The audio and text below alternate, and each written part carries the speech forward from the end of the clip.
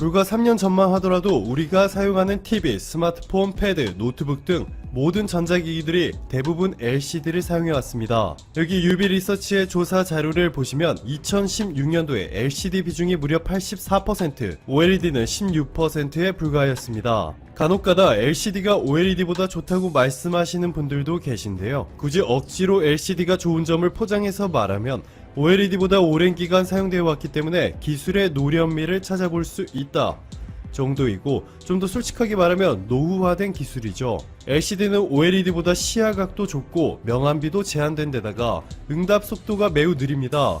게다가 모듈이 OLED에 비해 두껍다 보니까 부피도 많이 차지하고 전력 소비량도 높기 때문에 배터리도 빨리 소모되죠. 이렇다 보니 여기 보시는 것처럼 3년 전에 16%에 불과했던 OLED 비중이 올해 43%까지 올라오고, 내년에는 처음으로 OLED 비중이 LCD의 비중을 앞지르게 됩니다. 자, 그런데요, 글로벌 스마트폰 중소형 OLED를 어느 회사가 많이 만드는지 한번 보시면 삼성과 기타로 구분되고 있습니다. 삼성이 93.4%이고 나머지 OLED 회사들은 비중이 너무 작아서 기타로 분류되고 있죠. 삼성이 독점하고 있다는 뜻입니다. 삼성에 대한 의존도를 낮추고 싶어서 안달이 난 애플도 어쩔 수 없이 아이폰용 OLED 스크린을 삼성에 절대적으로 의존하고 있는 이유입니다. 이번에 출시된 아이폰 11 시리즈를 보시면 아이폰 11에는 LCD 디스플레이가 적용된 반면 아이폰 11 프로와 아이폰 11 프로 맥스에는 OLED 스크린이 장착되었는데요. OLED는 한국의 삼성에, LCD는 일본의 재팬 디스플레이가 애플에 공급하고 있죠. 자, 그런데 월스트리트저널이 일본에 충격이 될 만한 소식을 하나 발표합니다. 2020년, 즉 내년부터 아이폰이 더 이상 LCD 디스플레이를 사용하지 않을 것이라는 보도인데요. 아이폰용 LCD 스크린을 납품하여 겨우 살아남고 있는 일본 디스플레이 시장의 유일한 희망이 완전히 박살나기 일보 직전인 것이죠. 일본의 재팬 디스플레이도 본인들이 자신들의 생명줄과도 같은 고객인 애플이 곧 자신들을 버리고 삼성을 택할 수도 있다는 것을 인지하고 있습니다. 블룸버그의 보도에 따르면 재팬 디스플레이는 1년 안에 OLED에 뛰어들지 여부를 결정해야 한다고 전했고, 재팬 디스플레이의 미노루 CEO도 OLED가 LCD에 비해 더 얇고 에너지 효율과 화질도 우수하다는 점을 인정하였습니다. 여기서 이렇게 생각하시는 분들도 분명 계실 겁니다. 그럼 재팬 디스플레이가 LCD를 버리고 OLED로 갈아타면 되잖아 라고 말이죠. 그런데요, 업계에 따르면 최근 전세계 OLED 시장의 90% 이상을 독점하고 있는 삼성 디스플레이가 현재 가동 중인 LCD 라인을 단계적으로 OLED로 전환하는데 수조 원을 투자할 것으로 알려졌습니다. 여기에 최근 충남 아산시에 있는 탕정 사업장 OLED 생산 라인에 13조 원을 투자하겠다고 발표하였습니다. 반면에 재팬 디스플레이는 기업 가치가 10분의 1 토막이 나서 현재 5천억 원이 조금 넘는 수준인데 삼성과 비교하는 것 자체가 말도 안 되는 것이죠. OLED 패널의 기술력 측면에서 보나 생산 단가로 보나 삼성이 압도적인 우위를 점할 수밖에 없습니다. LCD의 경우 노후화된 기술이다 보니 삼성이 추가적인 R&D에 막대한 자금을 투자하지 않아서 재팬 디스플레이의 제품이 경쟁 상대가 될 수 있었지만 OLED는 완전히 다른 이야기죠. 현재 재팬 디스플레이가 애플에 납품하는 OLED 디스플레이라고 해봐야 애플워치용 이 미니 OLED 스크린인데 재팬 디스플레이의 실적을 보시면 정말 암울하죠. 매출액은 이미 내리막길에 익숙해져 버렸고, 지난해 2조 5천억 원이 넘는 적자를 올해는 이미 1조 원이 넘는 적자를 기록 중에 있습니다. 기업 가치는 5천억 원인데 여기서 수조 원을 더 빌려서 대규모 OLED 생산 라인을 새로 짓는 것은 감히 꿈조차 꿀 수 없는 수준입니다. 무엇보다 재팬 디스플레이는 여러분이 생각하는 것보다 심각한 상황에 놓여 있습니다.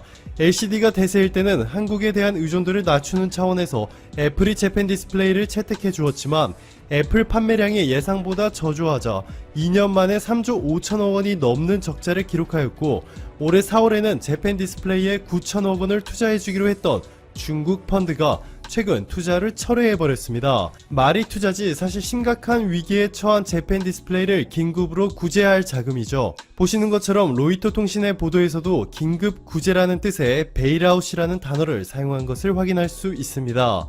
이렇게 올레드를 포기하게 되면 막대한 자금을 투자해 초대규모 생산 라인을 갖춘 중국의 LCD 디스플레이 업체들과 무한 경쟁을 벌여야 하는데 너무나도 끔찍한 결과가 선명하게 보이네요. 이와 관련하여 좀 더 자세한 내용을 원하시는 분들은 지금 화면에 보이시는 오른쪽 영상을 클릭하시거나 영상 아래 링크 남겨두었으니 참고하시면 좋을 것 같습니다. 일본 정부 대변인인 스가 요시히데 관방장관이 지난 30일 한 말입니다. 일본 재무성은 지난달 일본산 맥주의 한국 수출이 전년 동월 대비 99.9% 줄었다고 발표했습니다. 지난 8월 5억 3,755만원의 매출이 한 달 새 622만원으로 떨어진 것입니다. 감소폭은 지난해와 같은 시기 비교하면 더 충격적인 수치입니다. 2018년 9월 일본 맥주의 한국 수출액은 84억 원이 넘었습니다. 이에 대해 스가 관방장관은 일본 기업에 대해 경제적인 악영향을 주려는 불매운동이 한국에서 행해지는 것은 유감이다라고 밝힌 것입니다.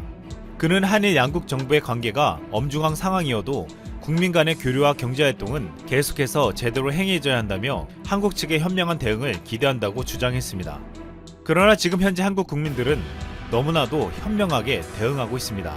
자발적인 일본 불매운동은 일본 정부가 건드릴 수 없는 부분이기 때문입니다. 일본이 유감이라고 했던 한국의 불매운동은 현재 진행형입니다. 최근까지 불티나게 팔렸던 일본차는 일본 불매운동의 여파를 제대로 맞았습니다. 3분기 일본차 판매량은 최대 70% 이상 빠졌고 한국 닛산은 철수선까지 돌았습니다. 상반기 내내 일본차 흥행을 주도했던 렉서스 ES300H는 올해 처음으로 베스트 셀링카 명단에서 빠졌습니다. 지난 8월 일본을 방문한 한국인 여행객은 30만 8천 명으로 전년 대비 약 48% 감소했습니다. 이는 동일본 대지진이 발생한 2011년 5월 이래 최대 감소폭이었습니다. 일본의 지방소도시 경제는 마비되고 지방자치단체장들이 한국 항공사에 와서 항공편을 줄이지 말아달라고 사정하고 있습니다. 온천 관광으로 유명한 오이타현은 9월 한국인 관광객이 6,000명 수준으로 지난해 같은 달에 비해 5분의 1 수준으로 급감했습니다. 이 같은 상황 때문에 문을 닫거나 직원들이 강제로 휴가를 사용하는 숙박업체들이 늘어나고 있습니다. 지난 몇 년간 한국인 관광객이 늘어난 요나고 공항은 180억 원을 들여 대규모 보수 공사를 진행하고 있지만 갑자기 한국인 관광객의 발길이 끊어지면서 난감한 처지가 됐다고 고백했습니다. 일본은 경제 도발을 한 지 100일이 지난 지금 각 분야에서 피해를 호소하고 있습니다. 일본이 처음에 한국의 수출 규제를 시작했을 때 한국의 대표 수출 산업인 반도체 산업이 큰 타격을 입게 된다는 우려가 커졌고 심지어 일각에서는 일본이 경제 대국이기 때문에 한국이 이길 수 없어 한국 경제가 무너지고 IMF가 온다고도 말했습니다. 하지만 결과는 정반대였습니다. 대외경제정책연구원은 지난 30일 일본 수출규제 100일의 경과, 영향 및 향후 대응 보고서를 통해 일본의 수출규제 조치가 한국 경제에 상당한 타격을 가할 것이라는 우려가 컸지만 첫 조치 후 100일이 지난 현재까지도 영향은 제한적이라고 평가했습니다. 즉 일본은 막대한 피해가 있었지만 아직까지 한국은 별다른 영향을 받지 않은 것입니다. 최근 논란이 된 유니클로 광고 사건은 일본 불매운동의 동력을 다시 살려주고 있습니다. 얼마 전 유니클로가 고객들이 붐비고 있다고 했지만 실제로는 매출이 급감하고 있습니다. 유니클로가 대규모 세일을 했던 이달 1일부터 14일까지 2주간 매출액이 81억 원을 기록해 지난해 같은 기간 대비 61%나 급감했습니다. 유니클로의 광고 문제가 불거진 이달 18일 이후 매출액은 점점 더 떨어져 바닥을 향해 가고 있습니다. 일본은 아직까지도 강제징용에 대한 입장은 하나도 바꾸지 않으면서 한국의 불매운동에는 유감을 표명하고 현명하게 행동해달라고 말하고 있습니다. 그래서 우리 국민들은 현명하게 행동하고 있습니다. 현재 미국 당국이 보여주는 한국에 대한 행동이 유례가 없을 정도로 파격적이라는 소식이 들려옵니다. 우선 도널드 트럼프 대통령은 현재 상황과 관련하여 한국에 전화를 걸어 양국 간 정상 간의 통화가 이루어졌습니다. 이 자리에서 트럼프 대통령은 한국이 미국 측에 다양한 의료 장비를 지원해 줄 수 있는가 문의를 했습니다. 이렇게 미국 대통령이 직접적으로 의료 장비의 지원이 가능한가를 물어온 것은 거의 처음 있는 일로 보이는데요.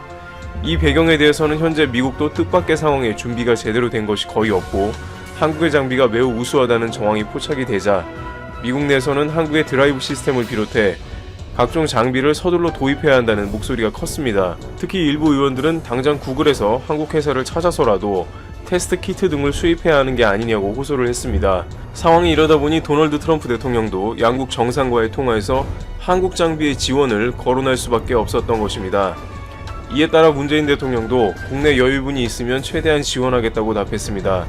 그런데 여기서 지원을 위해서는 미국 식품의약국 FDA의 승인 절차가 필요할 수 있다고 하자 트럼프 대통령은 오늘 중 승인이 될 수 있도록 즉각 조치하겠다고 파격적인 답변을 이어갔습니다. 이것이 파격적인 것은 미 FDA의 성격 때문인데요. FDA는 승인이 매우 까다로운 것으로 알려져 있습니다. 특히 국내외의 뉴스를 보면 미국에서 신약이 승인될 때 그 절차가 매우 복잡하며 시간이 오래 걸립니다. 그만큼 트럼프 대통령의 발언은 다급한 상황을 반영한 것입니다.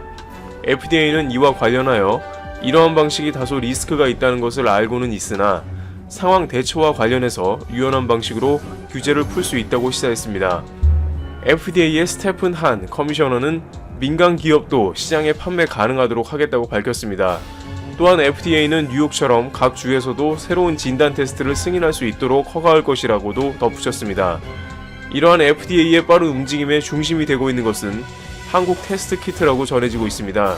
미국 당국 의원들 그리고 여론 등에 힘입어 현재 전 세계에서 상황 대처를 가장 모범적이며 과학적으로 해내는 한국 당국이 좋은 평가를 받고 있는 것이 반영이 되자 한국의 테스트 키트도 비상시국을 고려해 파격적인 허가가 내려지고 있는 것입니다. 업계에서는 미국에서 요청이 쇄도하여 허가는 물론이고 미국의 공급 물량조차 달리는 것으로도 전해지고 있습니다. 여기에 미국 정상뿐만 아니라 터키, 아랍에미리트, 이집트, 프랑스, 스웨덴, 스페인, 사우디아라비아 등 전 세계 정상들도 관련 상황에 대해 한국에 전화를 걸어 한국 대응을 호평하며 자국의 관련 도움을 요청한 것으로 전해지고 있습니다. 외교가에서 각국 정상이 한국에 러브콜을 보내는데 이렇게 한국이 중심이 되는 것은 매우 드문 일인 것이죠. 이러한 맥락은 한국의 외교 무대 활동 공간이 점차 넓어지고 있으며 새로운 국제 협력 틀에서도 힘을 받고 있다는 분석이 나오게 합니다. 26일에 있을 G20 화상 정상회담 등 외교 무대에서도 한국이 모범 사례 국가로 존재감을 보여줄 경우에 입국 제한 조치 등의 문제에서도 조만간 가시적 성과를 거둘 수 있으리라는 기대감도 나옵니다.